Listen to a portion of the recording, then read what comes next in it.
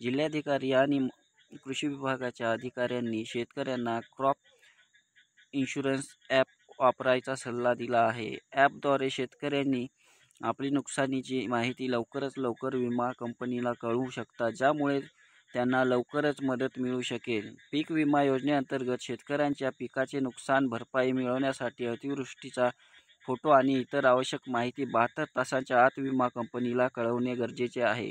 हे काम करण्यासाठी शेतकऱ्यांना गुगल ॲप प्ले स्टोअरवरील क्रॉप इन्शुरन्स ॲप वापरता येईल.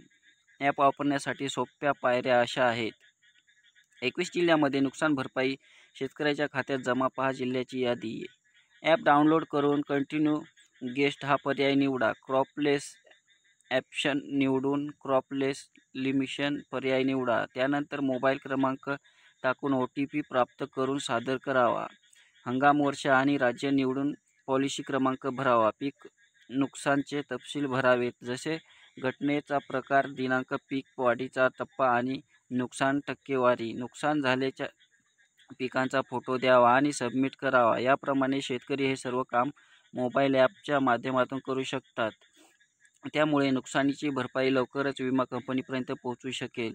लवकरच मदत मिळू शकेल. विमा कंपनीला त्वरित नुकसानीची सूचना देण्याची काळजी शेतकऱ्याची घ्यावी, कारण यापूर्वी सूचनेत नमूद केलेले 72 तास संपण्याआधीच कंपनी पुढील कारवाई सुरू करू शकते. नुकसानीची पूर्ण क्षेत्रीय तपासणी व्हावी, यासाठी ही माहिती लवकर दिली गेली पाहिजे. त्यानंतर केलेल्या तपासणीनुसार शेतकऱ्यांना विमा मिळेल.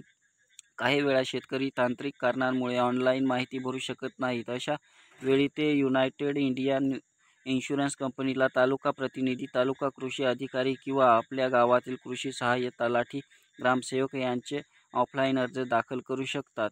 नमस्कार मित्रांनो, हा व्हिडिओ चांगला वाटला असेल तर चॅनलला सबस्क्राईब नक्की करा. धन्यवाद मित्रांनो.